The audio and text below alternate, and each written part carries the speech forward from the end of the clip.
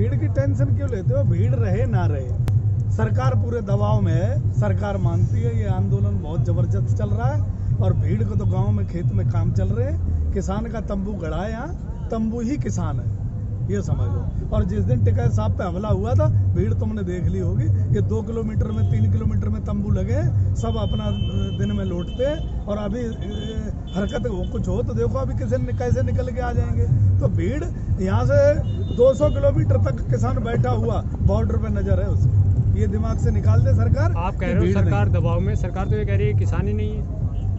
नहीं है किसान, तो सरकार ही कह रही है कि किसान कानून नहीं समझ आ पाया। रास्ते क्यों बंद किए? ये सरकार क्यों कह रही है कि कानून नहीं समझ आ पाया किसानों ने? और सरकार ही कह रही है कि किसान बैठे हैं वहाँ जाम कर रखा है। सरकार ही कह रही है किसान आंदोलन जीवी है। तो सरकार पहले ये डिसाइड तो कर ले कि है कौन, किसान है कि नहीं है। ये तो कह रहे कि जो अपोजिशन पार्टी के पेड वर्कर है। सरकार कंफ्यूज है और सरकार जिस दिन से बनी है उस दिन से कंफ्यूज है। सरकार को ये पता नहीं है कि उन्हें सरकार इस लोकतंत्र में काम किसके लिए करना था। वोट जनता से मांगा था और काम अडानी के लिए करा। 2 करोड़ रोजगार देने का मुझे वादा किया था और पैसे वाला अंबानी को किया। जो हमारी डबल आय करने की किसान को बात करी थी और हमारी जमीन अडानी अंबानी डबल आय की तो देने का बात करें ना, तो कह रहे कि 2022 में आय डबल करेंगे किसान।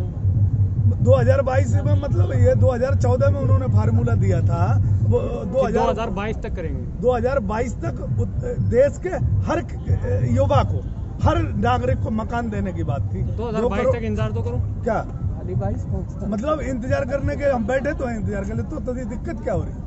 जब हम बैठे हैं, सरकार बात तो नहीं कर रही है ना हमसे, हम यहाँ बैठे हैं ना, तो उन्हें इंतजार हम कर रहे हैं। दिक्कत क्या है? आखिर क्या वजह हो सकती है जो किसान के नेताओं के बीच और केंद्र सरकार के बीच तालमेल नहीं खा पा रही? सरकार के पास पूरा बहुमत है, वो गलती किसान की है, हमारी सबकी गलती है। सरकार के पास पूरा बहुमत है, सरकार नशे में चूर है, सरकार सत्ता पे इतना गरूर है, अडानी अंबानी का ऐसे फाइलों पे साइन करके आ गई है कि सब कुछ सरकार के हाथ में नहीं, इसलिए सरकार नहीं कर रही है। अगर सरकार कई पिलरों वाली होती, सरकार पूरी बहुमत में नहीं होती, तो ये सरकार दौड़ी दौड़ी किसानों के पीछे आती। जैसे बंगाल के जो चुनाव है पूरे देश में एक चर्चा का विषय बना हुआ है, आपको नहीं लगता कि जो बंगाल के चुनाव का जो रिजल्ट आएगा वो आंदोलन की आगे की दिशा चेंज करेगा? इससे पहले जो देश में चुनाव हुए देश आजादी के बाद, वो चर्चा का विषय नहीं बने।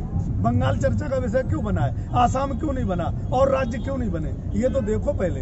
यही तो चाहते हैं वो लोग कि जहां हम जाएं, हम हिंदू मुस्लिम करवाएं, वही चर्चा का विषय बने। लेकिन किसान अब चर्चा का विषय नहीं मानता। किसान चर्चा का विषय मानता है तो किसान आंदोलन को मानता है, और इनकी देश में पूरे में जमीन खिसक रही है, इनको पता है। इसलिए जहां जाते हैं ये, जहां हिंदू मुस्लिम करवानी होती है, मीडिया इनकी सारी पैसे लेके और वहीं कैमरे लगाती है जहां ये चाहते हैं। और जो चाहते हैं शाम को वही डिबेट देश में होती है। तो ये नहीं चलेगा।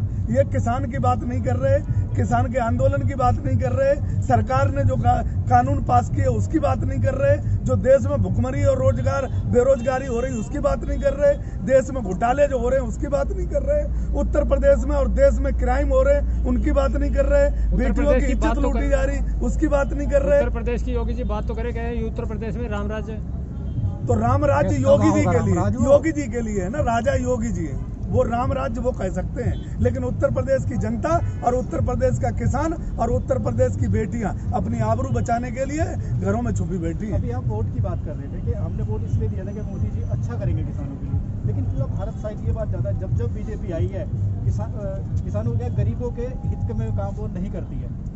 भाई बीजेपी आई है, गरीबों के हित में काम नहीं करती है, तो ये कहा जाता था कि बीजेपी उद्योगपतियों की पार्टी है, ऐसा माना जाता था और हमारे बड़े भी कहते थे। लेकिन जो हमारे प्रधानमंत्री आया है वो ये कहता था कि मैं गरीब माँ का बेटा हूँ, मैं गरीब परिवार से आता हूँ, मैंने तपस्या करी है, मेरी माँ ने घरों में पोंछे लगाए हैं, मैं जो है स्टेशन पे चाय बेचने वाला हूँ। तो किसान ने कहा कि भाई ठीक है, एक बार गरीब परिवार से आया है, हमारे बीच का आदमी है, हमारे गरीबी से गया है, चाय वाला है, हो सकता है किसानों का उद्धार कर दे, क्योंकि 70 साल हमने कांग्रेस को देखा, किसानों का भला नहीं। आपका ये कहना है? गोधरा कांड भी तो याद है लोगों को, गोधरा कांड याद है, लेकिन गोधरा कांड में इन्होंने ये कहा था देश में कि हम जो लगाएंगे वो गुजरात मॉडल लाएंगे। वो गुजरात मॉडल अब समझ में आया कि ये गुजरात मॉडल देश में लाना चाहते हैं, तब इतना लोगों को पता नहीं था। गुजरात मॉडल आपको 5 साल में समझ में नहीं आया कि दोबारा से उनको प्रधानमंत्री बनाया? नहीं, गुजरात मॉडल का क्या था? हम कोई राजनीतिक तो थे नहीं, हम कोई नेता तो थे नहीं जो हम गुजरात में जाके गुजरात मॉडल को समझते थे।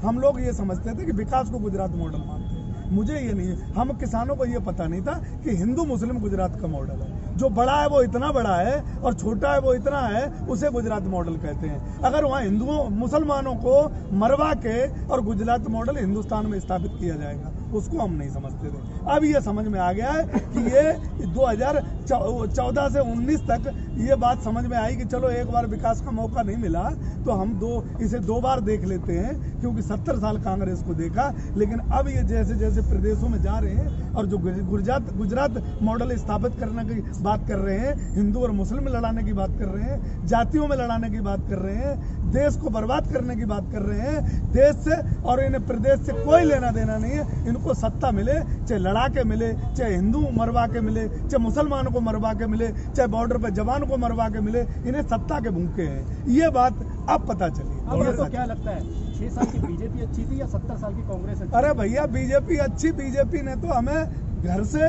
खेत पे बिठाया, क्योंकि गायों की इन्होंने कहा था कि हम गौशाला बनवा देंगे, हम देश में जो है गौओं को इतना बड़ा वो दे देंगे कि हर आदमी गौ की पूजा करेगा। हम खेत में पड़ गए और खेत के बाद ऐसा कानून बना दिया हमारे लिए इन्होंने कि आज हम फुटपाथ पे आ गए, रोड पे बैठे। रोड पे बैठने का किसी को शौक नहीं है, लेकिन इस सरकार ने देश के हर एक मजदूर को और हर एक किसान को फुटपाथ पे ला दिया है। इसलिए हमारे लिए कोई अच्छे दिन नहीं। हाल ही में कुछ सालों से देखने को मिल रहा है, जब भी कहीं चुनाव आते हैं तो बड़े हमले हो जाते हैं। जैसे पुलवामा हुआ था, उसके बाद चाइना बॉर्डर पे हुआ था, अब छत्तीसगढ़ में जो नक्सली हमला हुआ है। जब भी चुनाव आते हैं इस प्रकार के हमले क्यों होते हैं? बिल्कुल आप सही कह रहे हो। ये बात अब हमारे और किसानों के सबके समझ में आ रही है कि ये जो सरकार है, इन्हें सत्ता चाहिए। चाहे वो देश का जवान मरवा के सत्ता चाहिए, चाहे किसान मरवा के सत्ता चाहिए, चाहे मुसलमान मरवा के सत्ता चाहिए, चाहे हिंदू को मरवा के सत्ता चाहिए। किसी भी तरीके पे ये सत्ता पे रहना चाहते हैं। देश में कितनी बड़ी हानि हो जाए, इन्हें इससे कोई फर्क नहीं पड़ता। देश टूट जाए, देश बर्बाद हो जाए, इन्हें कोई फर्क नहीं पड़ता, क्योंकि ये सत्ता के भूखे हैं। इन्हें मुश्किल के सत्ता मिली है, किसी भी तरीके से सत्ता से बाहर नहीं निकलना चाहते हैं, क्योंकि इन्हें पता है अगर ये सत्ता से बाहर गए तो दोबारा इसलिए नहीं आएंगे कि ईवीएम का खेल नहीं होगा, ये आरएसएस का खेल खत्म हो जाएगा।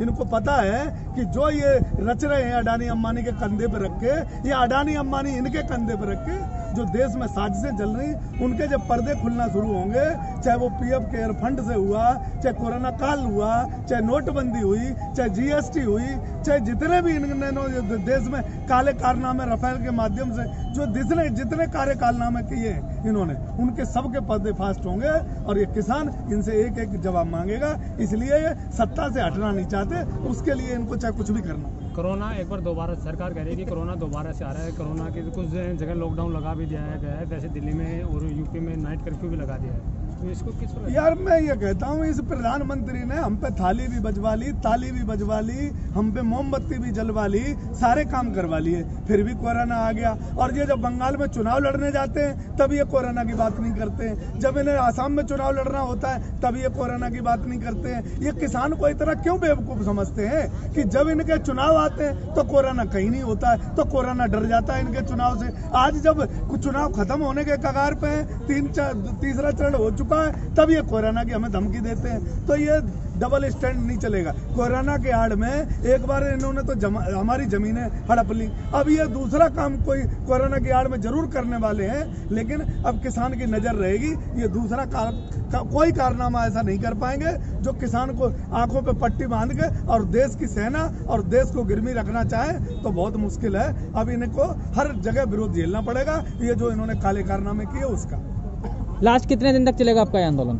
आंदोलन जब तक सरकार चाहे तब तक चलेगा, क्योंकि सरकार ने ये आंदोलन दिया है हमें। आंदोलन अपनी मर्जी से किसान नहीं बैठा है, सरकार ने पूरे देश के किसान और देश का मजदूर को अडानी अंबानी के यहाँ बेचना चाहता है। अडानी अंबानी सत्ता में बैठे हैं, मोदी जी को मोहरा बना रखा है, क्योंकि इन्होंने इतना पैसा उनसे ले लिया। अपने जो लाल किला जैसे रैली करी और इतने अपने जो इन्होंने कार्यालय 5 स्टार बनवाए, तो आंदोलन ये किसान समझ गया है कि बीजेपी ने देश के एक किसान को बेच दिया है। किसान ये बिकने को तैयार नहीं। जब तक ये सरकार आंदोलन कानून वापस नहीं लेगी, आंदोलन जारी रहेगा। सरकार नहीं रहेगी, जो सरकार आएगी वो आंदोलन वापस लेगी, तब यहाँ से किसान हटे। आपका कृषि कानून वापस लेने का टारगेट है या सरकार को वापस करने का? दोनों काम है। सरकार अगर आज ले ले हमारा कानून वापस, तो कल हम उठ जाएंगे, एमएसपी की कानून बना दे। और अगर सरकार कानून वापस नहीं लेगी, तो इस यहाँ से सरकार भगाने का संदेश हमारा सीधा सरकार से लड़ाई है, क्योंकि सरकार कानून लाई है, सरकार हमें बेचना चाहती है, सरकार अडानी अंबानी का गुलाम बनाना चाहती है। लड़ाई सरकार से इसलिए है, वो सत्ता में भले ही अडानी अंबानी सरकार के ऊपर बैठे, लेकिन सरकार को हमने चुना है, इसलिए लड़ाई हमारी सरकार से। Thank you. पूरे किसान कटाई कर रहा है, खेत में लगा हुआ है, लेकिन नजर हर बॉर्डर पे है उसकी। ये मैं आपको बता दूं, किसान डेली यहाँ नजर रखता है कि आज आंदोलन में क्या हो रहा है। सरकार एक बार अगर लगता है ना सरकार को ये आंदोलनकारी नहीं बैठे हो, यहाँ किसान नहीं है, तो आने वाले एक बार और गलतफहमी दूर हो जाएगी। इसलिए मैं कहता हूँ कि सरकार को गलतफहमी में नहीं रहना चाहिए। सरकार चुनाव वहाँ करके आ रही है, पता लग जाएगा। आसाम में, बंगाल में, जहाँ जहाँ चुनाव हो रहे हैं, और उत्तर प्रदेश दरवाजे पर खड़ा है, पता लग जाएगा सरकार को कि सरकार की औकात क्या है और किसान की औकात क्या है इस देश में। सही समय आ रहा है, सही बात पता लगेगी।